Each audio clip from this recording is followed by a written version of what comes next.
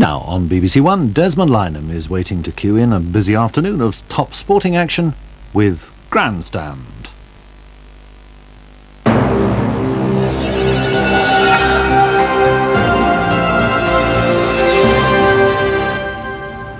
Good afternoon. On this very day, 30 years ago, the BBC came up with an idea. We're biased, of course, but we happen to think it wasn't a bad one.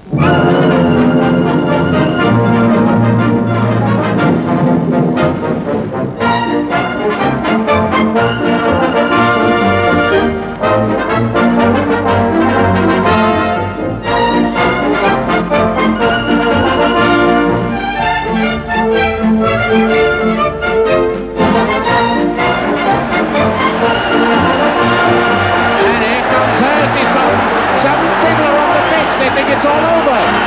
It is now. It's four. It is all over. England are the world champions. And this amazing game of rugby league. This is the trying to goalie. He could do something. He's going over for a try. He's going to score a try. It's a try. Sensational last-minute try. Sensational last-minute try. 11-10. And all on this goal, and Don Fox to kick. Leeds 11, Wakefield Trinity 10. What a dramatic finish. 40 minutes gone. If he kicks the goal, some of the Leeds players won't dare look. And in this weather, he's taking all the time in the world because he's allowed to kick it. He can't blow time until it's kicked. It's all on the goal. What a grandstand finish this is. He's missed it! He's missed it! It's on the ground, he's missed it! Well, and there goes the whistle for time! What a dramatic... Everybody's got the head in their hand, and he's soaring tears, but instead he's a poor lad.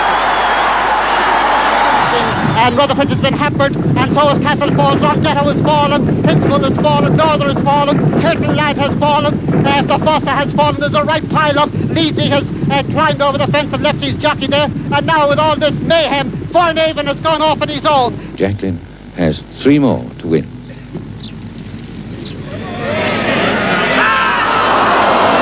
Oh, it may drop in here. And there is the shortest shot that ever won a championship. And Jacqueline is the winner. There's his ball for the crowd. Finest day for British golf since Henry Cotton beat the whole US Ryder Cup team at Carnoustie 32 years ago. Chased by Alistair Skull. Brilliant. Oh, that's brilliant. John Williams, Brian Williams, pulling. John Dawes. Great dummy. David, Tom David, the halfway line. Brilliant by Quinnell. This is Gareth Edwards. A dramatic start. What a score. But he's coming up to the line to win it like a fresh horse in great style. It's hats off and a tremendous reception. You've never heard one like it at Liverpool. Redburn wins the National.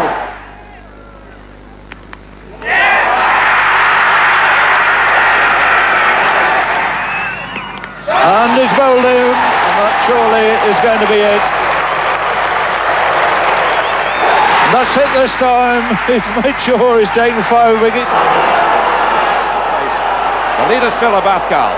Sebastian Coe in second place, and there goes the world champions, Steve Cram on the outside. The race really on now. Coe responds immediately. He's the Olympic champion. Can he do it again? Steve Cram in second place, champion of the world, follows him. And the battle between the two. It's going to be Britain 1 and 2, unless somebody cracks hopelessly. And Coe comes away. Cram digs in, but Coe comes away to retain the Olympic title. Sebastian Coe, back at his best, is the Olympic champion again. Well, the world champion gets a tremendous cheer as he goes into the circle, everyone now knowing that the chips are down for the first time in this competition. His second round throw of 41-24 has whittled away some of that lead of Hingson's, but he really needs 45 metres, or he's going to have to do desperately well in the pole vault, something like 5 metres 30. It's a better one, it's a better one, it's a better one, it's a better one! Oh, the man comes good and he's dancing in the circle. For those who gave up on me, he said. For those who gave up, oh ye of little faith. The Iron Man comes through. When the going gets tough, the tough get going. Three putts to win the Ryder Cup, and it would be rather splendid if Torrance could just roll this right in. I think we'll see Jacqueline leap about 8 feet in the air when this hole is completed.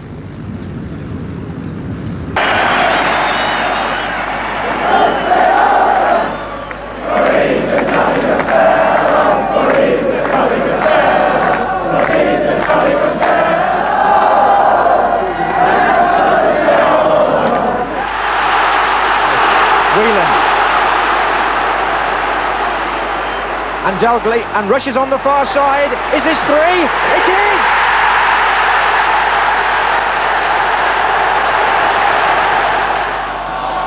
Bachelor of Southgate, and Shawani of Starport makes it three.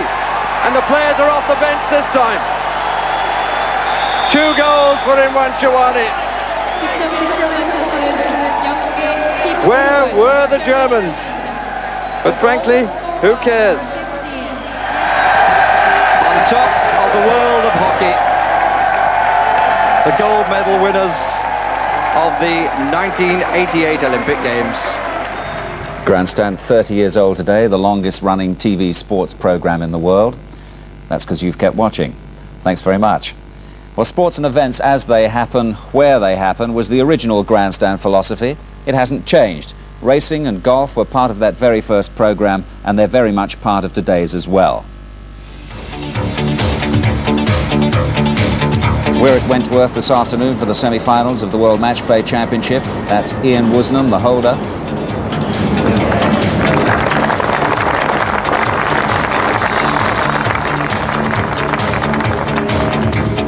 He plays Nick Faldo.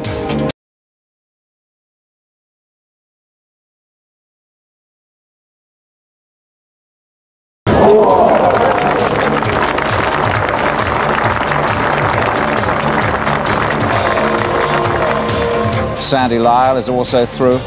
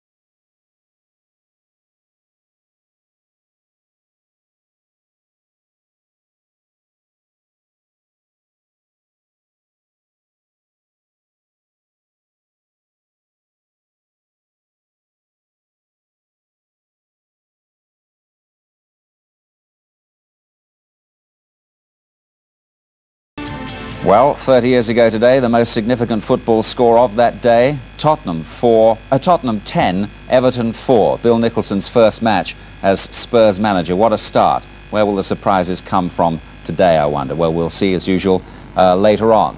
Now we're going to have a word with this young man. 30 years on from his first Grandstand broadcast on that very first day. Harry Carpenter is at Wentworth. Harry, they're working you just as hard. They're working you just as hard as ever. Just back from Seoul, world title fight this week, 3 days of golf. How do you feel? Being so busy, it keeps me young, Des. That's all I can say. What memories do you have of that first Grandstand all those years ago? Well, funnily enough, I wrote a piece about it. I was working on a newspaper at that time. That was my full-time job. And Paul Fox rang me up and said, we're going to introduce this new program, and if you'd like to do a piece about it, we wouldn't be too unhappy. So, in fact, I wrote a column about this innovation, because that's what it was. Suddenly, we were going to see sport on our screens on a Saturday afternoon, unheard of. And I don't think people today realise quite what a big step forward it must have been. And I remember writing this column, and I laid it on a bit thick, saying, is this going to be the programme that will finally put the nail in the coffin of league soccer? Well, it hasn't done that, but on the other hand, I don't suppose it did it too much good either. No, quite. Not too many people have been privileged enough to sit in this chair here over the years, but you sat in it for a while, didn't you, early on? Well, I did in the early days. I haven't done it for a few years now. They said to me, you're going to take over next week from David Coleman. And they said, so why don't you come in the previous Saturday and see how he does it, and you'll get some idea. So I went into the studio, and David said, why don't we put him on the floor with me? I'll interview him, and we'll show people how you put the transmitter in your back pocket and the deaf aid in your ear, and how you have communication with everybody. So they dragged me out onto the floor, and they kit me up with the thing in the back pocket and the mic and the thing in my ear. And David says, you comfortable now? I said, yes, fine. He says, can you hear the gallery, the people up there? I said, yeah, I can hear everything loud and clear. Good, he says, introduce the next race. You knew what it was, I hope. But on that first programme 30 years ago, you weren't dealing with golf that day, but I think you did a boxing interview, didn't you? I did an interview with a man who's unfortunately dead now, Zora Foley, who was a very good American heavyweight. And it was just before he was going to fight Henry Cooper the following week, and Henry beat him. I think Jim Wicks, Cooper's manager, was in the studio that day as well.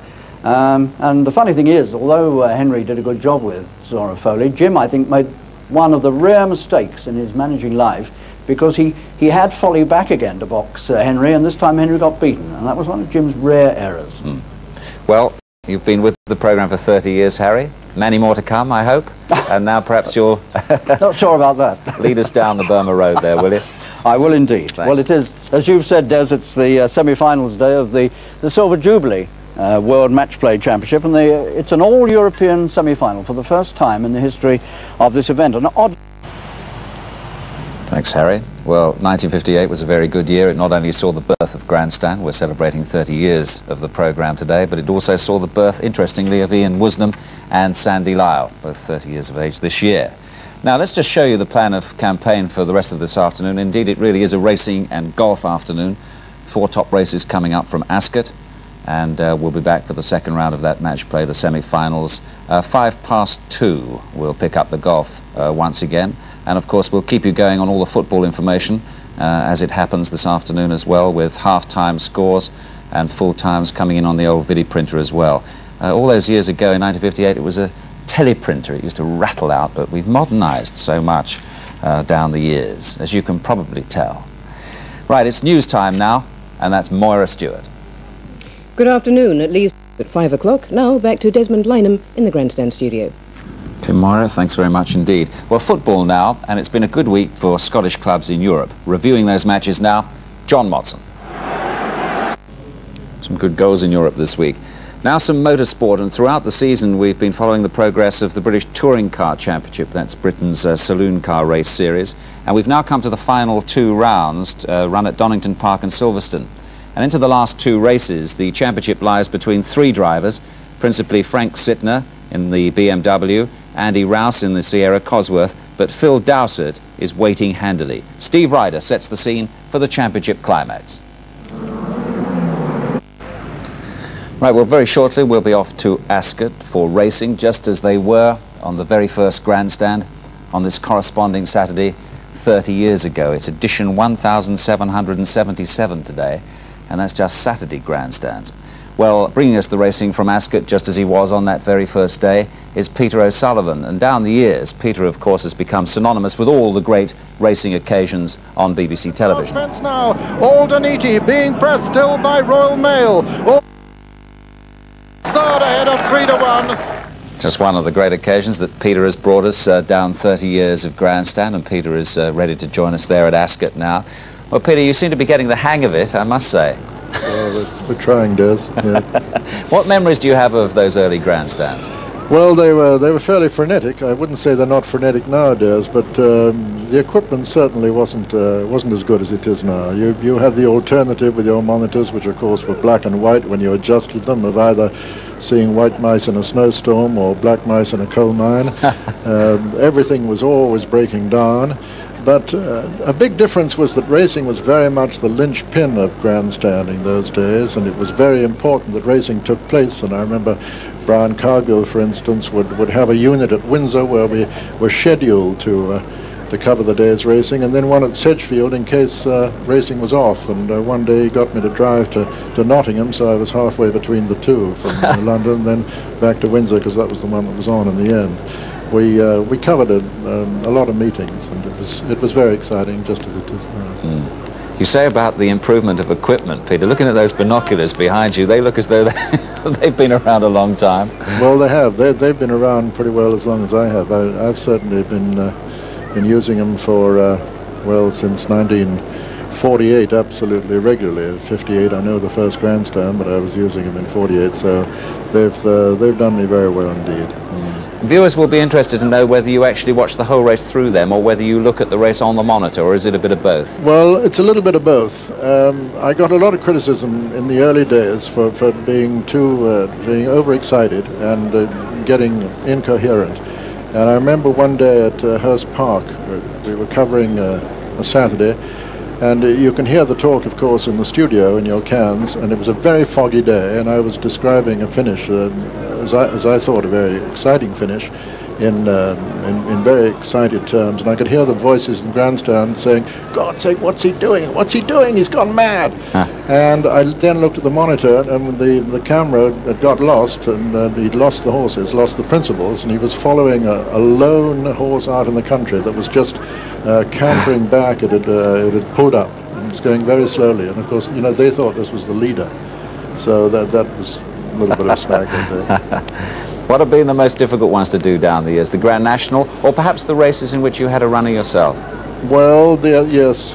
When one's been involved, that's been difficult. I guess the most exciting from my point of view was November the 5th, 1966, engraved in my heart, of course, the first running of the Vernon's Sprint Cup, won by Be Friendly. That was a very exciting moment. But mostly, you know, the most difficult ones, although I get very uptight for races like the Grand National, but I guess the most difficult are the sort of National Hunt Chase at Cheltenham and the Fox Hunters, and those sort of races in which you're totally unfamiliar with both the colours and with the horses as well, which is very important. You don't recognise the horses because you probably haven't seen them before until that morning watching them work. Peter, you've had a long association, highly successful association with Grandstand. Long may it continue, and perhaps you'd steer us through the afternoon's racing just as you've done down all those years. Thank you. Thank you, Des. Yes, viewers can go to a rather better picture now. We can go to the runners and riders, and they're headed by it. City printer, because I believe the results are going through.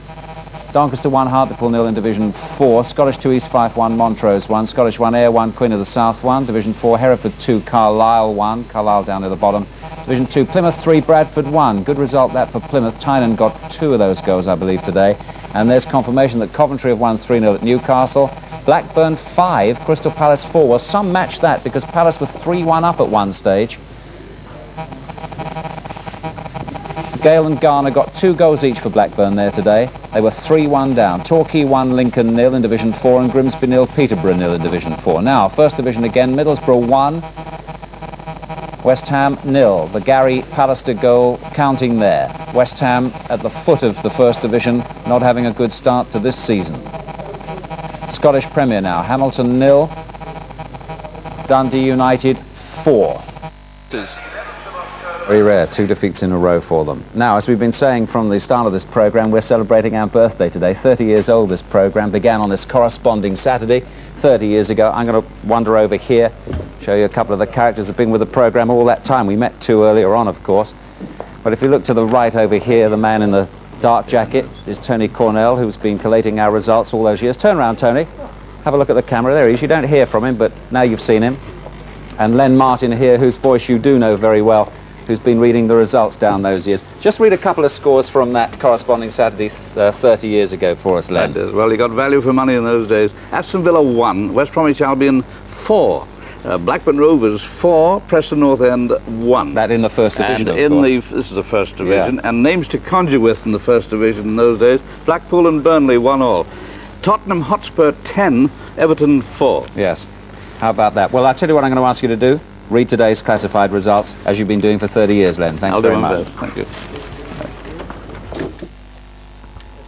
Barclays League Division 1. Aston Villa 0, Wimbledon 1. Charleston Athletic 2, Tottenham Hotspur 2. Derby County 0, Norwich City 1. Grandstand 30 years old today, and 30 years ago there was only one thing to follow this programme. And the question was, now, who was that man? Well, Ben, you and Jed are all right. Tonto and I'll be riding on. I feel better than I've ever felt in my life, mister. I sure owe you a debt of thanks, mister, for everything. Good luck in San Carlos. Adios.